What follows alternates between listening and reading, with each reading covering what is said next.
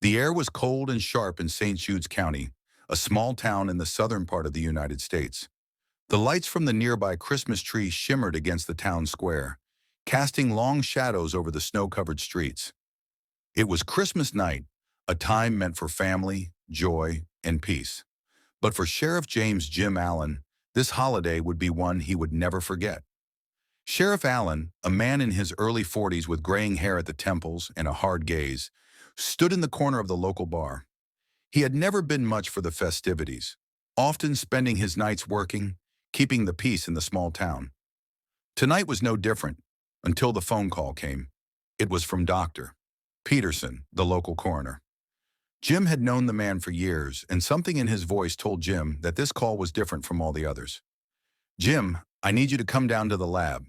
Dr. Peterson's voice crackled over the phone. "We've got some results you need to see, and it's urgent." The sheriff's hand tightened around the phone. He hadn't planned on working tonight, but something in the coroner's tone made him toss his jacket on and head out into the night, leaving behind the festive noise and chatter. When he arrived at the small, cold morgue on the outskirts of town, Dr. Peterson was waiting. His face was pale, his eyes wide with shock. "You better sit down, Jim," he said, motioning to a chair across from him. "We've got a DNA result that you need to see." Jim furrowed his brow. "What are you talking about?" "I'm not here for a case tonight, Doc. I'm afraid this one's about you, Sheriff," Peterson said, sliding a file across the table. Jim opened it, his eyes scanning the pages. "Your DNA came back matching with 4 children found dead under mysterious circumstances," Dr. Peterson continued. Jim's heart dropped. The room seemed to close in around him. The names on the paper were familiar. His half-brothers and sisters, children from a marriage his father had. But they had been dead for years, their lives cut short under brutal, mysterious circumstances. Jim's mind raced. His father had never mentioned them. "Are you sure this is right?" Jim asked, his voice strained. The coroner nodded grimly. "We've double-checked the results, Jim. Your father, he fathered 4 children. They were his blood." As the words sank in, the sheriff's world started to spin. Jim had never known that his father, Ike Allen, had been involved with other women. He had always believed his father had been a one-woman man, married to his mother, but now this new information was unraveling the very foundation of his life. "Ike Allen," Jim muttered under his breath. He hadn't seen his father in years after Ike abandoned them when Jim was just a teenager. Jim's mother, a strong woman who worked as a secretary, had done her best to raise him and his siblings alone. She had never once mentioned another family, but now this DNA test had revealed an unthinkable truth. His father had fathered 4 other children, and all 4 of them were now dead. "Who are the kids?" Jim asked, his mind still in a haze. "Their names were Mary, David, Isaac, and Lily," Dr. Peterson replied. "They were found dead last week in an old abandoned farmhouse about 15 miles from here. At first, we thought it was a case of accidental deaths, but the circumstances didn't add up. There were signs of violent struggle. The cause of death wasn't clear, but there were traces of drugs in their system." Jim stood up abruptly. The case was personal now, and the weight of it was unbearable. He had no idea what he was walking into. Why would someone kill his half-siblings? And why hadn't his father ever mentioned them? Was there a dark secret his father had been hiding all these years? "I need to know everything about these kids." "Now," Jim said, his voice hard with determination. Dr. Peterson nodded. "I'll get you the details, Jim, but be prepared. This case is going to break you." As Jim left the morgue, the cold air bit at his face, but it didn't numb the shock he was feeling.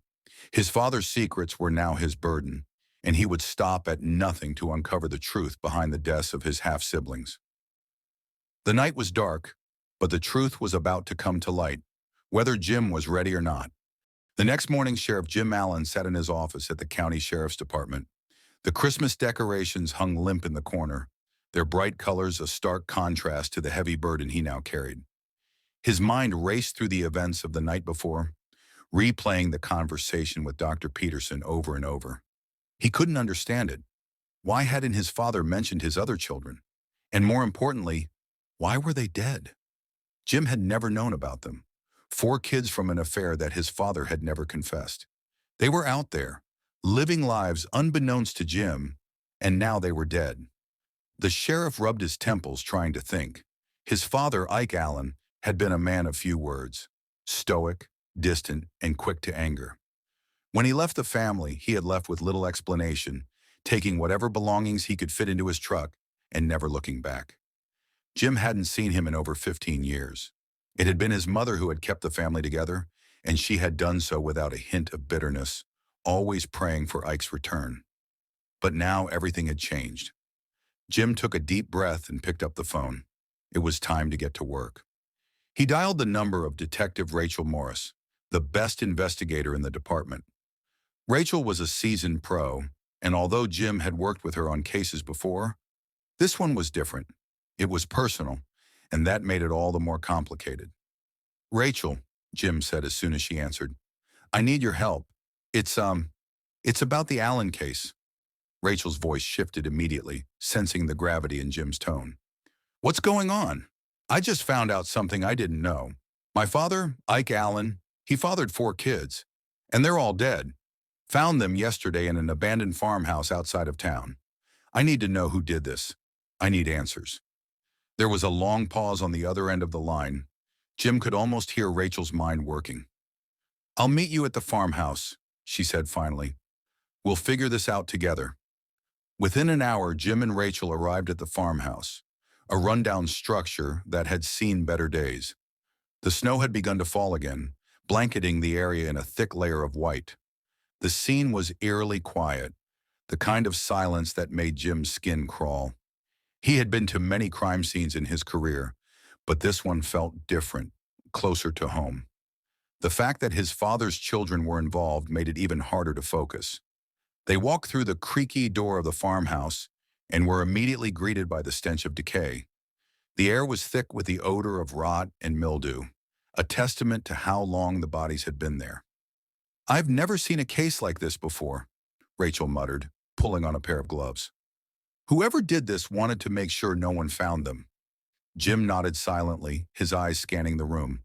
The floorboards were covered in dust, and the furniture was sparse and broken. The walls were cracked, as if the house itself was on the brink of collapse. But it was the bloodstains that stood out, the red streaks that marred the wooden floor. They were everywhere. "Were the bodies moved?" Jim asked, his voice tight. Rachel shook her head. "Number. They were all found here. No signs of struggle outside, but the marks on the floor suggest there was some kind of fight." Jim's gut churned. His siblings had been killed here, in this very place, and he couldn't shake the feeling that they had suffered. But who would kill them, and why? Rachel continued to examine the scene. She knelt beside a nearby table where a few items had been left behind: an old phone, a few scattered papers, and a cracked picture frame. The picture was old, faded, but Jim could make out the faces of his half-siblings. Their smiles were bright, untouched by the horror that had eventually claimed their lives. "We need to get these items back to the lab," Rachel said, carefully placing them into a bag. "We'll see if they lead us anywhere." They spent the next few hours combing through the farmhouse, looking for any clues that might shed light on what had happened. But despite their best efforts, nothing concrete came up. The only things they had were the DNA results from Dr. Peterson and the knowledge that the children had been drugged before they died. As the day wore on, Jim's mind kept returning to one thought: his father. The fact that Ike had abandoned him and his mother all those years ago was one thing, but now to learn that he had another family and that they were dead was something Jim couldn't easily accept. "What if my father knew about this?"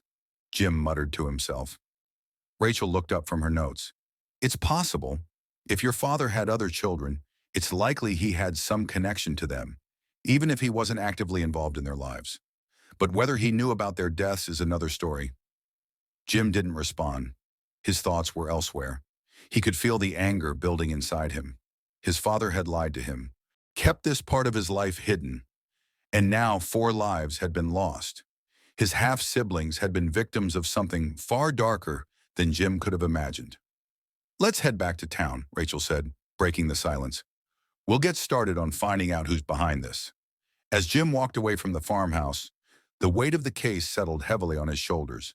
The Christmas cheer that had once seemed so prevalent was now nothing more than a cruel reminder of the family he had lost.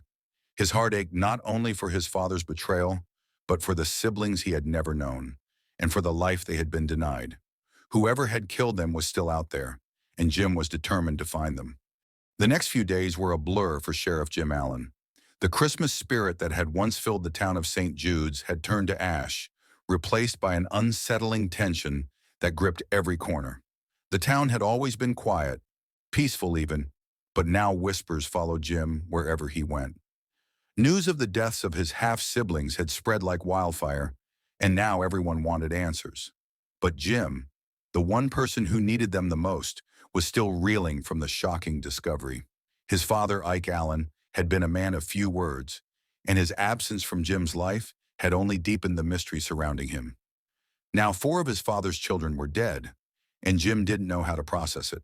It was one thing to be abandoned by a parent, but to discover that his father had a secret family, one that ended in bloodshed, was another blow altogether. Jim couldn't help but wonder if there was more to the story, something his father had kept hidden for all these years. Rachel Morris, the detective he had called in to help, was still working on the evidence they had collected from the farmhouse. They had sent everything to the lab, hoping for a breakthrough.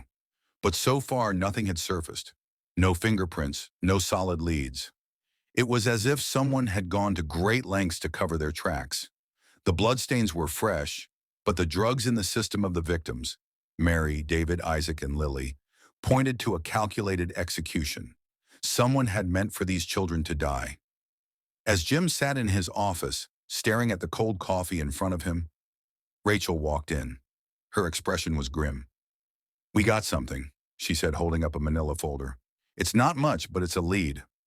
Jim sat up straighter, his pulse quickened. "What do you have?" "Take a look at this," she said, dropping the folder onto the desk. Inside was a series of photographs and a set of documents, one of which was a birth certificate. Jim's heart skipped a beat as he saw the name on the certificate. Lily Allen. "Lily Allen?" Jim whispered, his mind racing. He didn't recognize the name at first, but then it hit him. This was his half-sister, the youngest of the 4 children, but the document told him something even more unsettling. "She was born just a few months before my father left us," Jim said, his voice hoarse. "But why didn't I ever know about her?" Rachel nodded. "That's what we're trying to figure out. We traced the birth certificate back to a woman named Margaret Hayes. She was living in St. Jude's for several years before moving away. We found a few old addresses, but they all seem to be dead ends now." Jim leaned back in his chair, staring at the photograph of his half-sister. She was a little girl, no older than 6 or 7, her face full of innocence. He wondered what her life had been like. What kind of woman had raised her? And why hadn't his father ever spoken of her? "Margaret Hayes," Jim muttered. "I've never heard of her, but my father was known to have relationships with other women. Maybe this was one of them." Rachel shuffled through the folder. "It's more than just that. We checked the local records. Margaret Hayes wasn't just some woman your father had an affair with. She was married, and she was married to someone who had a lot of influence in this town." Jim's eyes narrowed. "Who?" "A man named Charles Porter. He was a wealthy businessman, well known in the area. He owned the biggest farm in St. Jude's. But here's the twist. He went missing around the same time Lily was born. No one's heard from him since, and it's like he just disappeared." Jim's mind raced. "You're telling me my father had a relationship with a married woman, and that her husband went missing right around the same time Lily was born?" "That's right," Rachel confirmed. "And after Porter disappeared, Margaret moved away from St. Jude's, but not before she had at least 2 more children, David and Isaac Allen. We haven't found much on them yet, but we're working on it." Jim felt the weight of the revelation settle heavily on his shoulders. His father had not only abandoned him and his mother, but had been involved in a secret relationship with a married woman. Worse yet, the man had vanished without a trace. And now it seemed that Jim's father had been tangled in something far darker than he had ever imagined. "This is bigger than I thought," Jim said, his voice low. "But how does this all connect to the murders?" Rachel set the next document in front of Jim. It was a police report from years ago, detailing a missing persons case, Charles Porter's disappearance. The report described Porter as a man with a violent temper, someone who had been known to have run-ins with the law. But there was something else. According to the report, Charles Porter had been seen arguing with a man shortly before he disappeared. The man was described as being tall, with dark hair and a rough exterior. Jim's heart skipped a beat. The description sounded familiar. It was almost as if the report was describing his father. Could it be? Jim murmured, almost to himself. Rachel looked up at him, her expression intense. What are you thinking? Jim stood up, his fist clenched. I think my father killed Charles Porter. He killed him to cover up his secret. And now those 4 kids, my half-siblings, are dead because they knew too much. Rachel was silent for a moment, then spoke. It makes sense, Jim. If your father was involved in the disappearance of Charles Porter, it would explain why he kept this part of his life hidden. And if anyone found out, he'd do anything to protect his secret, even kill. Jim felt a chill run down his spine. The pieces were starting to fall into place. His father had always been distant, but Jim had never imagined that his father was capable of murder. We need to find out more about Charles Porter and what happened to him, Jim said, determination in his voice. And we need to find out if my father had anything to do with it. Rachel nodded. I'll dig into Porter's background and see if there's anything that connects him to Ike Allen. In the meantime, we should keep the focus on your father. He's our prime suspect. Jim's mind was racing. The more he uncovered, the darker the story became. It was clear now that his father had a past that Jim could never have imagined. But he couldn't stop now. The truth was out there, and he was going to find it, no matter what it took. Sheriff Jim Allen spent the next few days chasing shadows. The holidays were long gone, and the small town of St. Jude's had returned to its sleepy routine. But the restlessness that had taken over Jim's life was palpable. With each new lead, the case grew more tangled, the sense of betrayal deeper. He found himself unable to think of much else. His father's actions, the strange disappearance of Charles Porter, the 4 lives lost at the farmhouse. He was determined to uncover the truth, no matter how painful it might be. Rachel had been working tirelessly in the background, pulling records, making calls, and tracking down every lead that might point them to an answer. Her focus was unwavering, but Jim could sense that even she was beginning to feel the weight of the investigation. One evening, as they sat in Jim's office reviewing files, Rachel spoke up. Jim, I found something you need to see. Jim looked up from the pile of papers in front of him, his curiosity piqued. What's that? Rachel slid a folder across the desk, her expression serious. It's a letter from Charles Porter. It was found in his office, the one place that hasn't been touched since he disappeared. Jim's heart raced as he opened the folder. Inside was a yellowed piece of paper, its edges frayed. The letter was typed, but it wasn't signed. I know what you did, Ike. I won't keep quiet anymore. You thought you could hide it all, but I won't let you get away with this. I'll make sure everyone knows the truth about the child, about the affair, and what really happened the night I disappeared. If anything happens to me, you know who did it. I swear you won't escape this. Jim read the letter over and over, each word burning into his mind. The implications were undeniable. Charles Porter had known everything about his father's affair, the child born from it, and something far darker that had happened between them. And now it seemed Porter had been silenced. It's him, Rachel, Jim said, his voice tight. My father killed him. Rachel nodded grimly. It looks that way. Porter was going to expose everything, and I couldn't let that happen. He had too much to lose. Jim's mind raced. If Porter had threatened to expose his father, it made sense that Ike would have done anything to stop him. But what about the 4 children? How had they become involved? That's not all, Rachel continued, pulling out another set of documents. I traced Charles Porter's financial records. It seems he had dealings with someone else, a woman named Margaret Hayes. Your father's affair, it seems, wasn't the only secret Charles Porter was keeping. Jim felt his blood run cold. Margaret Hayes, his half-sibling's mother, had more ties to the disappearance than he had ever imagined. And now the murder of Charles Porter was looking more like a cover-up, one that extended far beyond his father. Who else knew about the affair? Jim asked, his mind trying to connect the dots. And what did Porter mean by the truth? I don't know yet, Rachel said. But I'm working on it. The letter is a big lead. If we can find out who else Porter was in contact with, we might uncover more. Jim leaned back in his chair, his eyes fixed on the letter. The entire case was spiraling into something much bigger than he had anticipated. His father had been living a double life, and now it was all crashing down. Jim knew that the connection between Ike Allen and the murdered children was undeniable. It wasn't just the affair. There was something else, something far more dangerous.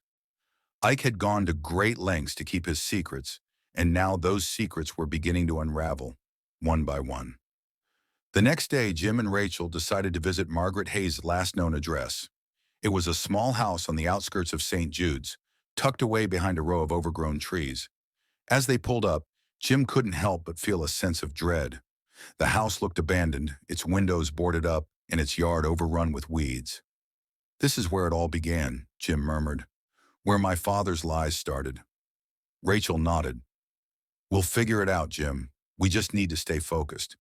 They approached the house cautiously, but there was no sign of movement.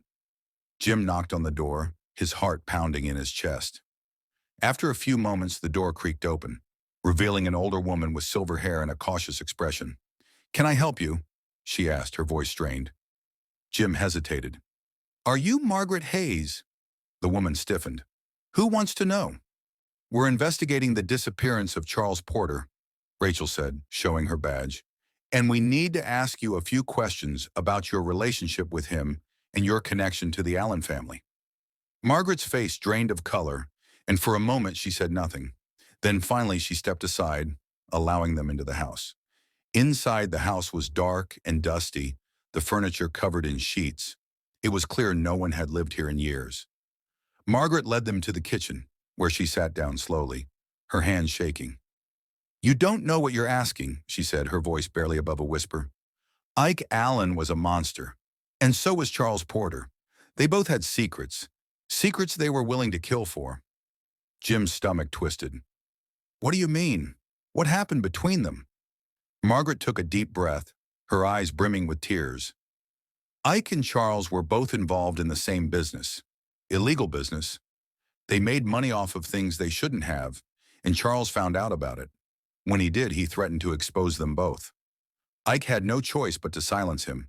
And then, after that, he wanted to make sure no one else could ruin his life. He didn't just kill Charles. He killed his own children, my children, to protect his secret." Jim's breath caught in his throat. "You're saying my father killed them all? Why?" Margaret nodded. "Yes, because they knew too much. I didn't want to believe it, but I knew it was the only explanation. Ike had always been ruthless, but when he found out that Charles was going to expose him, he lost control. And when your father killed him, he sealed the fate of everyone else." Jim felt the world around him spin. The reality of his father's actions hit him like a punch to the gut. He had known Ike to be a cold man, but this was beyond anything he had imagined. Rachel stood up, her expression hardening. "We need to take you in for questioning, Margaret. You're connected to this case whether you like it or not." Margaret's eyes filled with fear. "I didn't want any of this. I just wanted to protect my children. But Ike wouldn't let me." Jim's heart broke for the woman before him. She had been caught up in something far larger than she had ever realized. But the truth was clear now. Ike Allen had been at the center of a deadly conspiracy, and his lies had cost not only his children's lives, but also the lives of the people around him. As Rachel took Margaret into custody, Jim couldn't shake the feeling that the worst was still to come. The investigation had only scratched the surface, and the truth was more twisted than he could have ever imagined. The arrest of Margaret Hayes sent shockwaves through the small town of St. Jude's. The sheriff's department had been silent for weeks, and now the walls were starting to crumble. Jim Allen had once believed that his father, Ike Allen, was a distant, mysterious figure who had simply walked out of his life, leaving only confusion and abandonment in his wake. But now Jim was coming face to face with the darker truths of Ike's past, truths that were beginning to haunt him more than he could have ever imagined. As the days passed, the investigation only seemed to grow more complex. Rachel Morris, the seasoned detective who had been helping Jim navigate this web of lies and deceit, had uncovered even more damning evidence. Margaret's arrest had sparked new questions, and every answer they found only led to more chilling revelations. The team worked tirelessly, following up on every lead, trying to piece together the full story of what had happened in those years before the murders. Jim couldn't sleep, couldn't focus, couldn't do anything but chase the ever-elusive truth. His mind was filled with images of his father, the man who had raised him, and the man who had killed four of his own children. But even now, as the investigation neared a breaking point, Jim still couldn't understand why. Margaret Hayes had confessed that Ike Allen had killed Charles Porter to cover up their illegal dealings. But there was more. It seemed that Porter's disappearance had set off a chain of events that had spiraled out of control. Jim couldn't make sense of it. Was his father just a man trying to protect his secrets? Or had Ike Allen been a cold-blooded killer all along? One thing was certain. Jim was no longer looking for the answers for his own closure. He was searching for justice for the victims, for those who had been silenced by Ike's cruelty. As Jim and Rachel went through the case files, they found something that made their blood run cold. In one of Charles Porter's last known contacts, a series of letters to a distant family member, the name of a third person appeared. This person had been involved in the business dealings with Ike and Charles Porter, and Jim's heart sank when he saw the name. It was someone he knew, a name he had never expected to see connected to this mess. "Rachel, look at this," Jim said, handing her the folder. "This name, it's John Thomas." Rachel frowned, flipping through the pages. "John Thomas? He's a local businessman, isn't he?" Jim's face darkened. "He's not just a businessman. He's the town's lawyer. He's been handling a lot of Ike's legal matters for years. But I never thought he'd be involved in something like this." Rachel stood up, her eyes narrowing. "If John Thomas is involved, then we're dealing with something much bigger than we thought. We need to talk to him, Jim." Now, without another word, they headed out to Thomas's office, the tight knot in Jim's stomach growing with each passing minute. John Thomas had always been the kind of person who kept to himself, a man of influence in St. Jude's, with connections that Jim had always respected. But now, in light of the new evidence, those connections felt more like a web of lies, deceit, and power. They arrived at the lawyer's office just before dusk. The building was old, its faded brick walls reflecting the years of history in St. Jude's. Jim had been here a few times before, to sign papers, to settle matters with his family's estate. But this time, there was no comfort in the familiar surroundings. This time, there was a sense of foreboding in the air. Inside, John Thomas was sitting at his desk, as if he had been expecting them. He didn't seem surprised to see Jim and Rachel. Instead, he merely looked up from his papers with a faint smile. "Sheriff Allen, Detective Morris," he said smoothly. "What can I do for you?" Jim wasted no time. "We need to talk to you about Charles Porter and Ike Allen." Thomas's smile faded slightly, but he remained composed. "I'm afraid I don't know what you're talking about." Rachel pulled out the letter from Charles Porter, the one that had mentioned Ike Allen. "You've been named in an ongoing investigation regarding illegal business dealings with Ike Allen and Charles Porter. We need to know everything you know about their activities." John Thomas leaned back in his chair, his fingers tapping the surface of his desk. He didn't look alarmed, but there was a hint of something in his eyes. Something cold, calculating. "You've got your facts wrong," he said quietly. "Ike Allen was just a small-time businessman, and Charles Porter was nothing more than a nuisance. I had no idea the man was mixed up in anything illegal." Jim's mind raced. He wasn't buying Thomas's story. It felt rehearsed, too practiced. "So you're telling me that you had no idea that Ike and Charles were involved in anything shady? No knowledge of their dealings?" Thomas remained silent for a moment, his eyes flicking between Jim and Rachel. Finally, he sighed, his expression softening as if he had reached a decision. "All right," he said, "you've got me. Ike and Charles were involved in some unsavory business. But it wasn't just about money. They had connections, dangerous people who didn't take kindly to being crossed, and I was just the man who kept them out of trouble." Jim's heart pounded in his chest. "What kind of trouble?" Thomas hesitated, his gaze darting around the room as if searching for an escape. "Ike, he was involved in things that you wouldn't understand, Sheriff. And Charles, Well, he was supposed to be the one keeping everyone in line. But he got too greedy. He started making deals behind Ike's back, trying to take over the whole operation. And when that happened, well, Ike had no choice but to eliminate him. Rachel was taking notes, but Jim couldn't focus on her. He was fixated on the man sitting across from him, the man who had just admitted to knowing about the murder of Charles Porter. The thought of it made Jim sick to his stomach. "You're telling me that Ike murdered Charles Porter to protect his business?" Jim asked, his voice tight with anger. Thomas nodded slowly. "That's right. And when Porter threatened to expose him, Ike did what he had to do. But it didn't end there, Sheriff. Ike's mistakes were much worse than you think. The truth about his involvement in the deaths of those children, it's worse than anything you can imagine." Jim's blood ran cold. "What do you mean?" John Thomas looked at him with cold, emotionless eyes. "Those kids weren't just in the wrong place at the wrong time. They were a liability. Ike couldn't afford to have anyone, especially his own children, telling the truth about what happened. So he silenced them. He made sure no one would ever find out what really happened." Jim felt as if the floor had been ripped out from beneath him. His father had not only murdered Charles Porter, but he had also killed his own children to protect his secrets. The thought was almost too much to bear. "We're going to make sure Ike pays for this," Rachel said, her voice firm. "You've just confirmed everything we need to know." John Thomas didn't flinch. He didn't protest. He just nodded slowly, his eyes never leaving Jim's. "Good luck with that," he said, his voice laced with a strange sense of finality. "But be careful. Some things are better left buried." As they left the office, Jim's mind was spinning. The case had taken a dark turn, and he knew that the hardest part was still ahead. His father was a murderer, but he wasn't the only one responsible. There were others involved, people who would stop at nothing to protect their secrets, and Jim would have to face them all if he wanted to bring justice to his father's victims. The weight of the investigation was suffocating, but Sheriff Jim Allen felt something else: determination. He had uncovered more than he ever wanted to know about his father, Ike Allen. But he couldn't stop now. He was no longer just a son trying to make sense of a fractured past.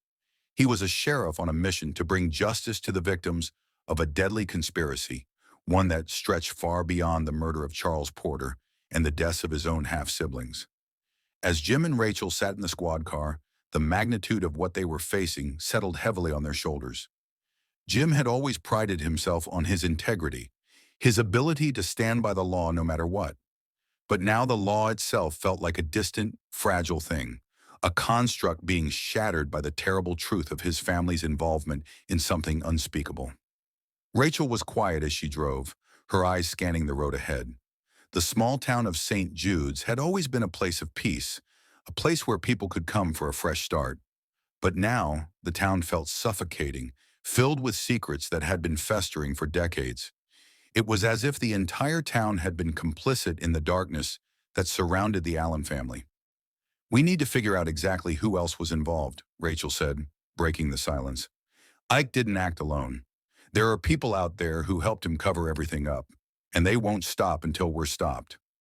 Jim nodded grimly, his mind still reeling from his conversation with John Thomas. Thomas had all but confessed to his role in the larger scheme, admitting that Ike had silenced anyone who threatened to expose him. But there was more. There had to be more. "What about Margaret Hayes?" Jim asked. "She said she was just trying to protect her children. But what if she was involved more deeply than she let on? What if she was helping Ike all along?" Rachel considered this. "We can't rule her out, but right now we need to get her talking. If we can find a way to convince her that she's safer with us than with Ike's people, she might open up more. We need her to tell us everything she knows." The plan was simple, but its execution was anything but. They needed leverage over Margaret, something that would break her silence and force her to cooperate. The problem was that Margaret had already confessed, but she had done so in a way that made it seem as if she was more of a victim than a perpetrator. As they drove through the quiet streets of St. Jude's, the tension in the air felt unbearable. Jim kept thinking about his father, about the years of silence between them. What had driven Ike to this point? Had he always been capable of such violence? Or had something pushed him to kill, not just Porter, but his own flesh and blood? At the sheriff's department, The two of them reviewed the files one last time before speaking with Margaret again. The more they looked at the case, the clearer it became. The entire murder spree had been meticulously planned, orchestrated by Ike, with help from others. Ike had not acted alone in the deaths of his children, and now it seemed that Margaret had been an unwilling participant in the aftermath. They found a small file buried deep within the department's archives, a series of witness testimonies about the children's behavior in the days leading up to their deaths. It turned out that the children had been aware of something far darker. They had overheard conversations, seen strange visitors at the Allen family farmhouse, and discovered documents that pointed to their father's illegal dealings. They had known too much, and that was why Ike had decided to end their lives. Jim's stomach churned. The idea of his father orchestrating such brutality against his own children was something he couldn't comprehend. But there was no denying the evidence in front of him. "We're missing something," Rachel muttered, flipping through the documents. "There's got to be a connection to the rest of the town. If Ike was in business with dangerous people, there has to be someone else who can help us crack this open." Jim agreed. But just as he was about to respond, the phone on his desk rang, cutting through the silence of the office. He answered quickly, his instincts kicking in. "Sheriff Allen," he said. "Jim, it's Rachel," came her voice, sounding breathless and urgent. "You need to get to the old mill on Ridge Road." "Now why? What's going on?" Jim asked, a sense of dread washing over him. "There's been a break in the case, and I think it's bigger than we thought."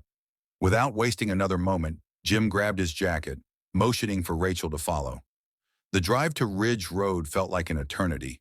The old mill had been abandoned for years, a decaying relic of the town's industrial past. It was the last place anyone would expect to find evidence of a conspiracy. But Jim knew better now than to trust appearances. When they arrived, the mill loomed in the distance, its rusted gears and broken windows casting eerie shadows in the moonlight.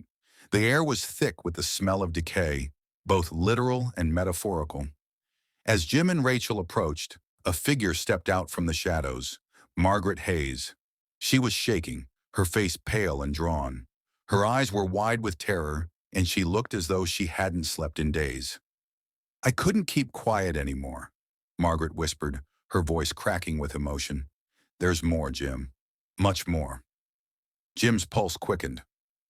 "What are you talking about?" Margaret took a deep breath, glancing over her shoulder as if expecting someone to appear from the dark. "Ike, he didn't just kill the children. He made a deal with someone much more dangerous than you can imagine. And now they're coming for me, for all of us. You need to stop them before it's too late." Rachel stepped forward, her voice steady. "Who? Who is he working with?" Margaret hesitated, clearly torn between fear and desperation. "You have to trust me, Jim. Ike's partners. They're powerful. They control the town. They control everything. I was just trying to protect my children, but I can't do this alone." Jim's heart was pounding in his chest. It was clear now that the conspiracy reached far beyond his father. The corruption and the violence ran deep, and if Margaret was right, they had only scratched the surface. "Tell us everything, Margaret," Jim said, his voice firm but compassionate. "We can help you, but you have to tell us who's involved. You have to give us the names." Margaret looked around one last time, as if weighing her options. Then, in a voice barely above a whisper, she spoke. "Ike's partner, the one behind it all, his name is Frank Donovan, and he's been working with John Thomas, the lawyer. They've been covering their tracks for years, but it's all going to come out now." Jim and Rachel exchanged a look, both knowing that they had just uncovered the final piece of the puzzle. Frank Donovan and John Thomas were the key players, the men who had helped Ike Allen cover up the murder of his children and the death of Charles Porter. But now the clock was ticking. Jim had to act fast, or everything he had worked for would slip through his fingers. The chilling weight of Margaret's revelation hung in the air as Sheriff Jim Allen and Detective Rachel Morris absorbed the information. Frank Donovan, John Thomas. These were the two men who had been pulling the strings behind the scenes, orchestrating a deadly conspiracy that had claimed the lives of Jim's half-siblings and Charles Porter. The depth of their involvement was staggering, but there was no time to waste on second-guessing. Jim knew what he had to do. He had to take down these men, even if it meant confronting the deepest, darkest corners of his own family's history. The old mill stood eerily still behind them, the rusted machinery casting long shadows in the moonlight.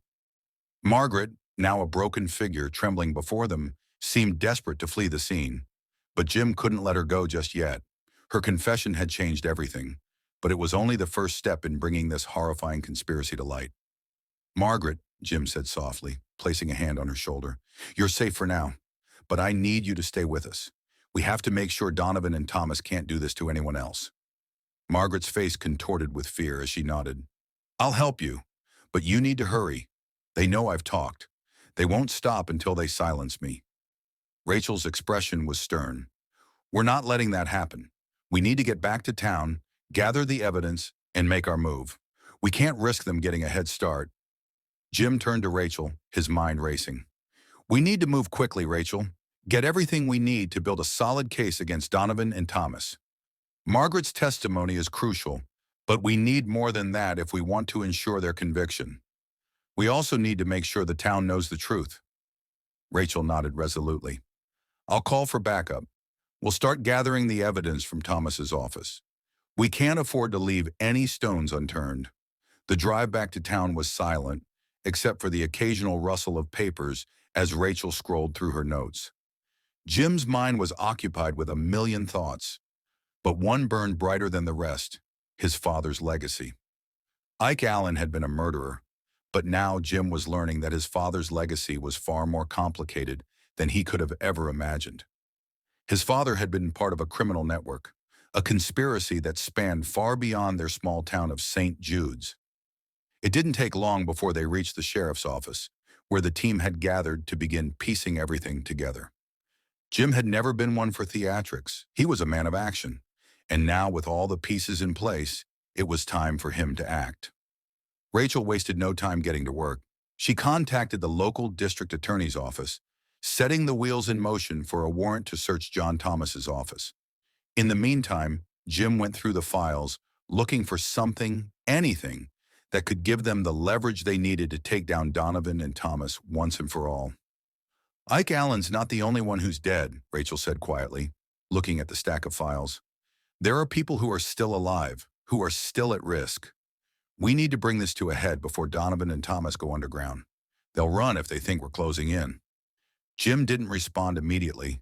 His gaze was fixed on a particular document. It was a ledger showing payments that had been made to various shell companies. The names didn't mean anything to him at first, but the more he looked, the clearer it became. These were payments connected to Donovan, Thomas, and a variety of shady individuals who had been facilitating illegal operations throughout the town. Jim's heart raced.